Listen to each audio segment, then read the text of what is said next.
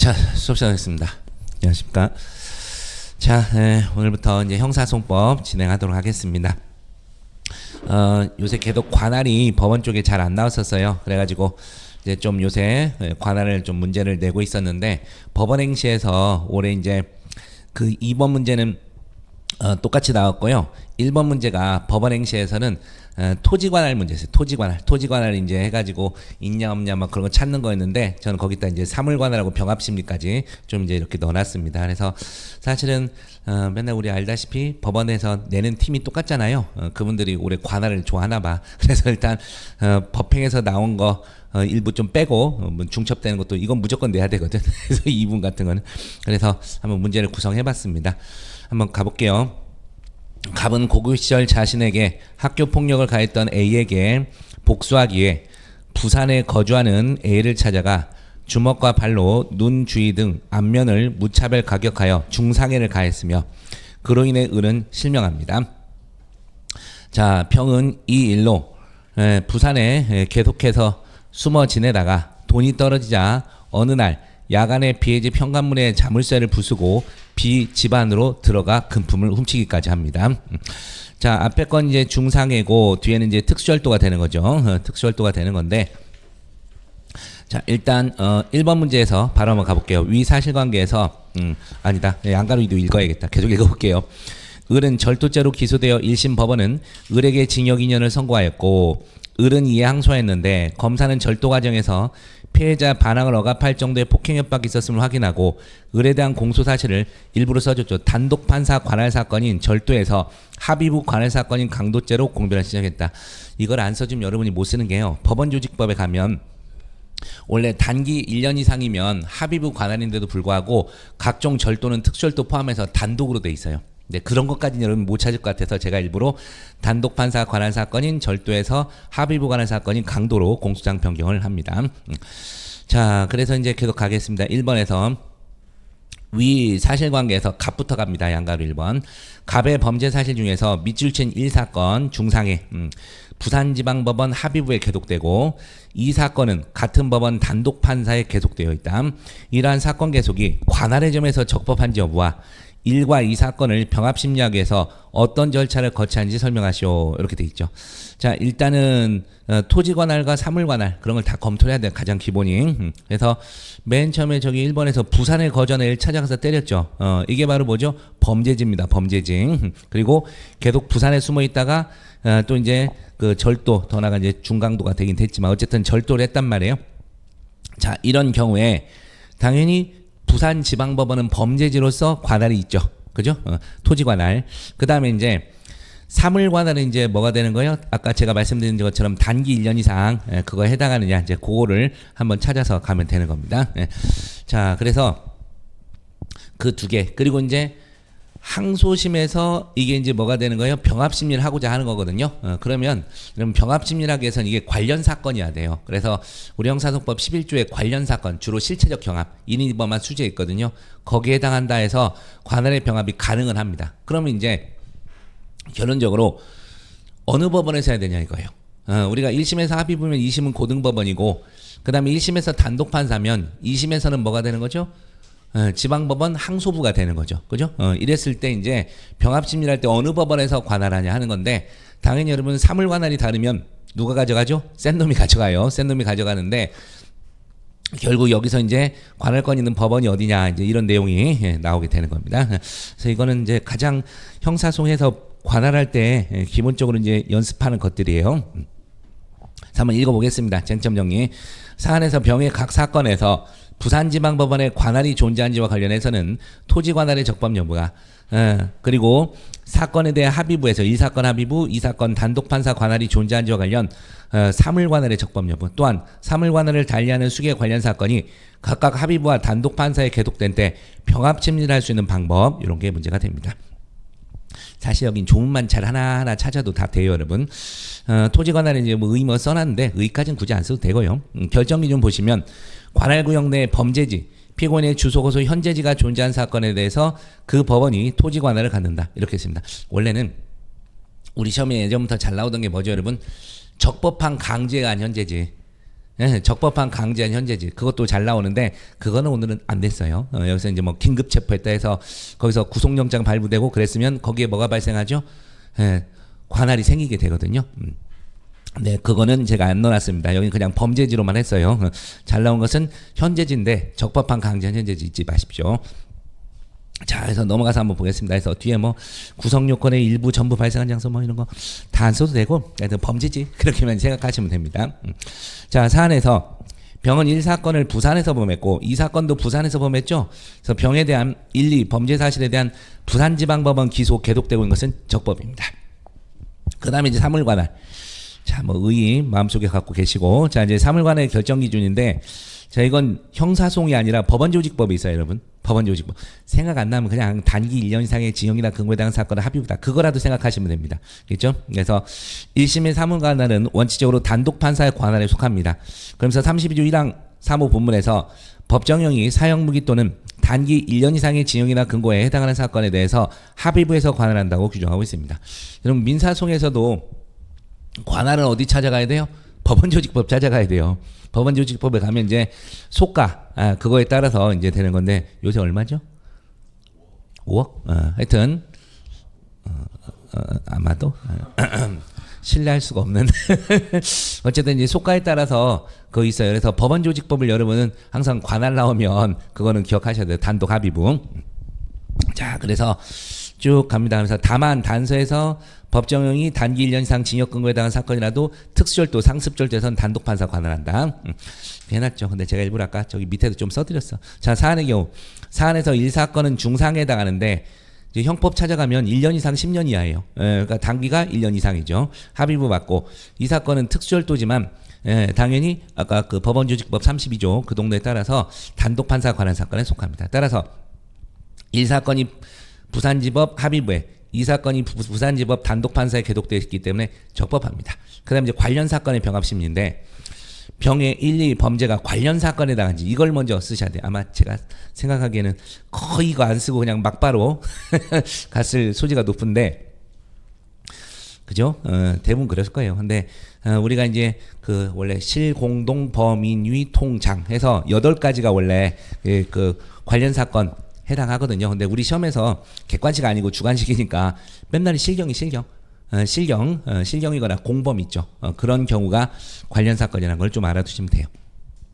그래서 세 번째 줄에 법 11조 각 호에서 관련 사건을 규정하고 있는데 1항 1호가 1인이 범한 수재예요. 1인이 범한 수재. 그러니까 1호가 1인이 범한 수재. 그래서 1, 2 범죄는 모두 병이 범한 범죄로서 실체적 경합관계 있죠? 그래서 관련 사건이 돼요. 그래서 요거 밝히고 이제 2번으로 가는 겁니다.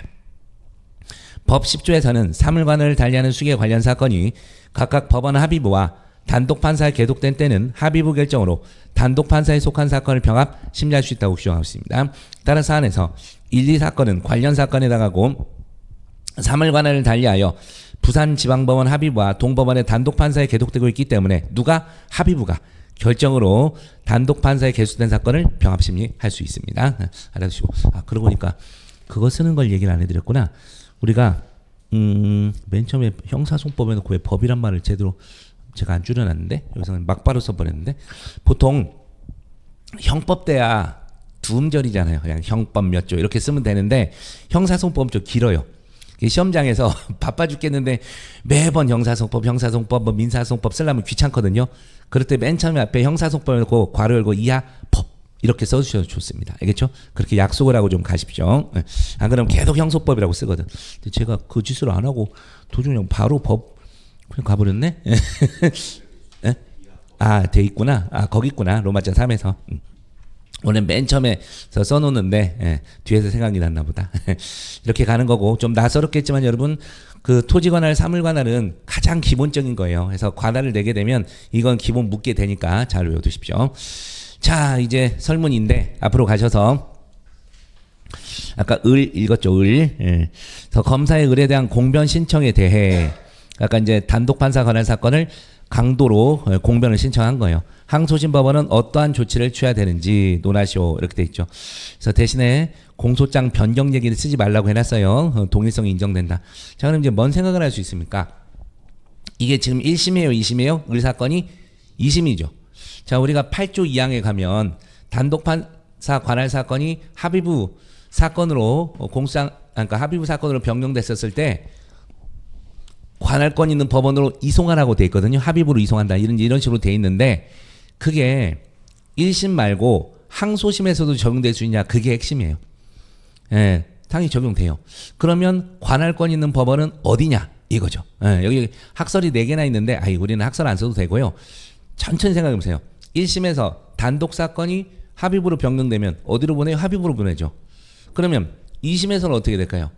지방법원 항소부에 있는 걸 원래 1심에서 합의부면 어디로 보낸 거죠? 고등법원으로 가야 되잖아. 예, 고등법원으로 이송하면 돼요. 결론은. 예. 학설은 이제 이게 소송경제 그리고 신급이익 이런 것 때문에 학설이 4개나 있어요. 예, 이제 생각나면 학설 뭐 순서대로 써주시면 되긴 하는데 답이라도 맞추시려면 정확히 예, 고등법원 이송설이 우리 다수할 판례입니다. 그걸 좀 알아두시면 돼요. 그리고 여러분이 거의 다 놓치는데 제가 그래서 점수를 좀 더 받기 위해서 매번 강조하는 게 항소심에서도 공소장 변경이 가능한가는 언급을 해야 돼요. 항소심에서도. 예, 우리는 알다시피 항소심이 원칙적, 속심, 예외적, 사후심적 요소를 포함하고 있기 때문에 항소심에서도 공소장 변경은 허용된다. 딱 이 판례만 쓰시면 돼요. 여기도 견해 드림이 꽤 있는데 필요 없어요. 이거는 쓰면 점수거든요. 판례라도. 그렇기 때문에 누락하지 않도록 조심하시기 바랍니다. 항소심에서도 공소장 변경은 되는가를 꼭 언급을 하십시오. 그리고 이제 8조 2항의 항소심에 적용된다면 관할권 있는 법원은 어딘지 3가지입니다. 자, 한번 읽어볼게요. 해설. 쟁점 정리해서 어제 자다가 좀 추웠더니 목이 좀 잠겨버렸네. 자, 사항과 같이 항소심 공판 진행 중에 단독 판사관에 해당하는 절도죄가 합의부관에 해당하는 강도죄로 변경된 경우에 먼저 공소장 변경이 허용되는지, 즉 항소심에서 단독 판사 관할 사건을 합의부 사건으로 공변이 허용되는지를 살펴보도록 합니다. 다음으로 만약 이러한 공변이 허용될 경우 형소법 8조에 적용된지 및 적용되는 경우에 관할권 있는 법원이 어디인지 돼 있습니다. 그래서 로마자이는요 점수를 그냥 조금만 줬어요. 대부분 못 쓰거든. 그래서 짧게 항소심에서 공변을 넘어갑니다. 딱 앞에 이 말만 쓰면 돼요. 아까 제가 떠들었잖아요. 항소심의 구조, 원칙적 속심, 예적 사후심을 전제로. 두 번째로 가세요. 항소심에서 검사의 공소장 변경 허가했다요 위법 있다고 볼 건 아니다. 아니면 더 짧게 해도 돼요. 항소심 구조를 원칙적 속심, 예적 사후심으로 보고 항소심에서 공변을 허용하는 입장이다. 끝. 됐죠? 판례라고 쓰시면 됩니다. 자, 그래서 이런 판례에 따를 때 A의 절도와 강도 사이에는 동일성이 인정되므로 인정되는 걸 전제로 했으니까 항소심일지라도 검사는 A에 대한 공소사실을 절도해서 강도로 공변을 신청할 수 있습니다. 문제 낼 때 대부분 이렇게 내요. 동일성 인정됨을 전제로. 알겠죠? 점수가 또 다른 거 써야 되니까 그걸 막아버려요. 대부분 문제에서. 자, 로마자 3 갑니다. 항소심에서 사물 관할이 변경된 경우 8조 2항의 적용 여부 돼 있죠. 항소심에서 공변에 의해 단독 판사 관할 사건이 합의부 관할 사건으로 된 경우에도 법원은 사건을 관할권 있는 법원에 이송해야 된다 해서 신속한 재판을 받을 권리와 신급에 따른 재판을 받을 권리. 아까 제가 얘기했죠. 소송 경제가 이제 신속한 재판, 돈 낭비, 시간 낭비하지 말자 이거거든요.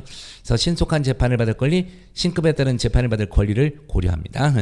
판례만 썼기 때문에 타당하다 쓸 필요 없고 그냥 넘어가세요. 로마자 4에서 이제 사물 관할을 달리하게 되는 공변 신청 시 법원의 조치입니다. 그래서 이제 요것도 아마 거의 못 쳤을 건데 1번에서 검사가 공변 신청을 하면 어떻게 되죠? 동일성 인정되는 범위 내에서 무조건 허가해줘야 되죠. 문제가 뭐였어요? 항소심 법원은 어떠한 조치를 취해야 되냐 했잖아요. 그러니까 이거를 써줘야죠. 이것도 거의 다 누락합니다. 제가 장담하는데 아마 여러분 아무도 안 썼을 것 같아요. 검사 공변 시작하면 298조 거기에서 동일성이 인정되는 범위 내에서 뭐라고 허가해야 된다고 되어 있습니다. 그래서 그것만 쓰시면 돼요. 그래서 A절도죄에 대한 공소사실과 공변을 통해 변경하고자 하는 강도죄 사이에는 동일성 인정되므로 항소심 법원은 공소장 변경 허가해야 된다. 그런 이제 공변 후 항소심 법원의 조치인데, 자 문제점 돼 있죠. 단독 판사 관할 사건이 합의부 관할 사건 공변이 된 경우 8조 2항이 적용되는데, 그러면 관할권 있는 법원을 이송을 해야 되는데 과연 이송받을 법원이 어디냐 이거죠.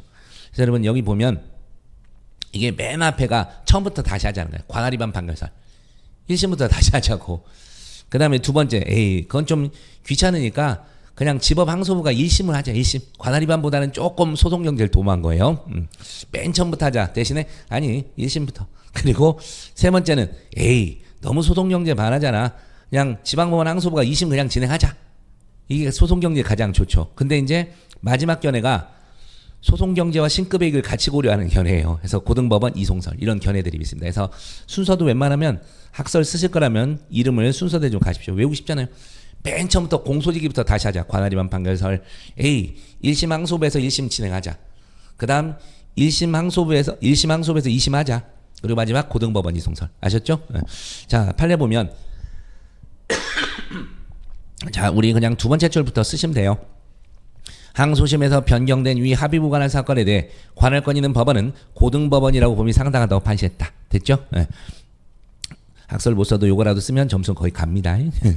자, 그래서 이제 검토해서 항상 소송 경제, 그죠? 그리고 정당한 재판을 받을 권리 또는 신급의 이익 뭐 이런 걸 쓰시면 돼요. 그래서 고등법원 이송설이 타당하다 가시면 되겠습니다.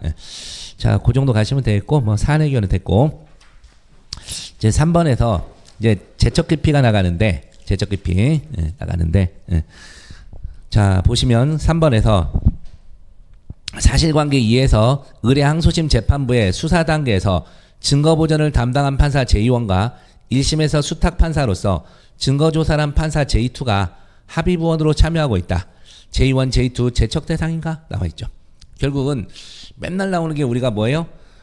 우리 전심재판 관여 그거와 관련된 우리 17조 7호예요. 17조 7호에서 전심재판 관여. 근데 그 내용을 조금이라도 언급을 하시는 게 좋아요. 전심재판이 뭔지, 그 다음에 전심재판 관여가 뭔지, 기초되는 조사심리 관여가 뭔지 그걸 쓰시면 되는데 결론부터 가볼게요, 여러분. 우리는 전심이 돼야 되는데 처음에 제2원은 지금 누구래요? 수사당에서 증거보전을 담당했대요. 수사당 증거보전이 전심이에요? 아니에요. 그러니까 당연히 결론부터 얘기하면 전심재판에 전심에 들어가질 않아요. 전심에 들어가질 않습니다. 그 다음에 제2투는 누구예요? 1심에서 수탁판사로서 증거조사를 한 판사입니다. 그러니까 뭐예요? 당연히 1심에 기초되는 조사심리에 관여한 법관이죠. 여러분들 그걸 잘 모를까봐 제가 원래 형소 시작할 때 맨날 얘기하는데 수소법원 재판장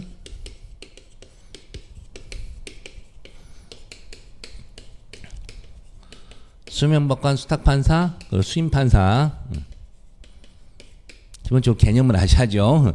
수소법원은 당연히 알겠지. 그죠? 공소제기된 법원을 말하는 것이고 재판장은 그야말로 그냥 단독판사면 그 양반 그리고 합의부면 중간에 앉아있는 양반 그 양반이 재판장이고 수명법관이 누구예요?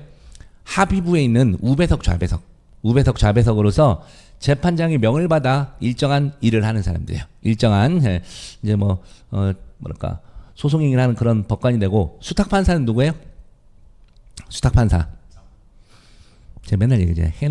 해남지원 같은 법원 말고 우배석 좌배석을 시키려니까 증거조사 하러 현장검증 나가야 될 때가 저기 해남이라니까. 지금 서울중앙지법인데 우배석 좌배석이 사표 내려 그런다니까. 그래서 이제 다른 법원에 있는 해남지원 판사한테 부탁하는 거예요. 그래서 부탁을 받은 판사겠죠. 그래서 결국은 이 수명법관 대신에 하는 양반이에요. 수탁판사. 그러니까 당연히 1심에서 뭐요? 그 수탁판사로서 증거조사를 했다면 전심재판 관여가 맞죠. 그죠? 이렇게 가는 거고 마지막 수임판사가 누구예요? 같은 서울중앙지법 내에 있는데 특별히 임무를 부여받은 판사잖아요. 이 양반이 영장전담 판사, 영장발부 전담하는 판사, 수사상 증거보전, 수사상 증인신문하는 판사. 그 사람이에요. 그 사람. 그래서 여기서 중요한 게 불복이잖아요. 불복. 법원은 판결이 가능합니다. 판결과 결정이 있는데 당연히 여기에 대해서 1심에서 항소, 상고 이렇게 불복을 할 수 있고 불복이라고 쓸게요. 불복. 결정에 대해서는 항고, 재항고 이렇게 되어 있습니다. 그래서 이게 402조 3조 416조 이렇게 이제 415조 이렇게 돼 있고 이 양반은 결정밖에 못해. 이렇게는 그냥 결정으로 합니다. 결정. 그래서 준항고, 재항고 이렇게 갑니다. 아시겠죠? 이렇게 이제 가면 되는 것이고 그 다음에 이제 수임 판사의 결정에 대해서는 자 402조에 3조에 수소법원도 아니고 그죠? 그 다음에 이제 저기 416조에 있는 준항고 대상도 안 된다고요. 그러니까 당연히 이 양반의 결정에 대해서는 항고나 준항고 등으로 다툴 수가 없어요. 불복이 안 돼요.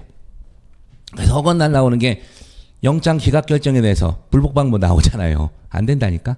이 양반은 수소법원도 아니고 재판장 수면법관 등에도 해당하지 않아서 항고나 준항고로 불복할 수 없다. 현행법상 불복 방법이 없다. 그래서 검사는 보강수사를 통해서 영장을 재청하는 방법밖에 없고, 그다음에 피의자는 어떻게 하면 돼요? 구속적 부심 청구하는 거지 뭐. 알겠죠? 그런 식으로 가는 것밖에 없습니다. 그래서 이게 이제 가장 기본이 기본. 그래서 이건 이제 처음에 형소 시작할 때 제가 이런 걸 원래 얘기해 주면서 가는데 벌써 까먹었나? 너 대충 알고 있냐? 이렇게. 자, 가장 기본입니다. 특별한 건 이제 대법원에 재항고 가는 거야. 특별한 거. 재항고를 특별한 거. 자, 그렇게 가시고 즉시항고 형식입니다. 재항고 원칙으로. 자, 일단 결론 났어요. 이제 결론 맞춰놓고 가는 거예요. 이제. 자, 이제 가서 보시면 항상 점수를 제대로 받으려면 전심 재판 그리고 기초된 조사심리에 관여할 때 의미를 좀 쓰시는 겁니다. 자, 가봅니다. 설문 3. 자, 쟁점 정리해서 항소심 재판을 담당하고 있는 제2원과 제2투는 가실 때 카메라 조심하세요. 제2원과 제2투에게 재척 사유가 인정되는지는 바로 17조 7호의 전심 재판 기초되는 조사 심리에 관여했다 한지 여부인 바 각각에 대해서 재척 사유의 존재 여부를 판단하기로 합니다. 자, 그래서 이제 가볼게요. 점수 받는 거 꼭 로마자 1번은 외워서 쓰세요. 17조 7호의 의미에서 항상 재척 나오면 요거를 써야지 점수를 어느 정도 받아요. 근데 여기도 대부분 못 쓰기 때문에 제가 점수를 조금만 넣어놨는데, 자, 전심이란 상소에 의하여 불복이 신청된 재판을 말하며 재판이란 종국 재판만 의미합니다. 여러분, 종국 재판이 뭐예요? 신급을 종결시키는 재판. 네, 그런 겁니다. 그래서 유죄, 무죄 외 형식 재판 그런 것들 기억하시면 돼요. 물론 이제 항소 기각 결정 그런 것도 있긴 합니다만. 그다음에 관여. 전심 재판의 내부적 성립의 실제적 관여 이런 겁니다. 그래서 전심 재판 관여. 그리고 나는 더 쉬워요. 기초되는 조사 심리에 관여한 때는 전심 재판의 내용에 영향을 미친 경우. 이렇게 하시면 됩니다. 이런 거 써주시면 점수가 기본 간다. 자, 이제 2번 갑니다. 제2원입니다. 수사 단계에서 증거부전 절차에 관여한 법관. 학설 쓰지 마세요. 그냥 있어 보이려고 쓴 거고 욕심내지 마요. 그냥 판례만 쓰십시오. 판례 가서 공소제기 전에 검사의 청구에 의해 동법 184조에서 증인신문을 한 법관. 자, 이 양반이 누구라고? 수임판사라니까. 수임판사. 동법 17조 7호 이른바 전심재판 또는 기초되는 조사심리에 관여한 법관이라 볼 수 없다. 딱 판례만 쓰시면 돼요. 됐죠? 그 다음, 그래서 이제 뭐 검토 이런 거 필요 없고, 그냥 판례에 따를 때 재척사유에 해당하지 않다. 그렇게 가세요. 그 다음 이제 3번에서 제1심에서 수탁 판사로서 증거조사한 제2투. 얘기해드렸죠? 재판장이나 수명법관이 해야 될 일을 대신에 다른 법원에 있는 판사가 한 거예요. 그러니까 당연히 여기는 어떻게 돼요? 전심재판 내용 형성에 영향을 준 거죠. 미친 거죠. 그래서 증거조사는 써있죠. 재판의 내용 형성에 관여했다. 요 문구. 재판의 내용 형성에 관여했다. 그러니까 기초되는 조사심리에 관여한 거예요. 자, 수탁판사가 전심 재판에 내부적 성립에 관여한 사람은 아니고요. 기초되는 조사심리에 관여한 겁니다. 그래서 1심에서 수탁판사로서 증거조사를 담당한 법관이 항소심 재판에 관여하게 되면 당연히 기초된 조사심리에 관여한 때 해당한다. 판례 역시 하면서 쓰시면 되죠. 재심 판결에서 피고인에 대한 유죄 증거로 사용된 증거를 조사한 판사입니다.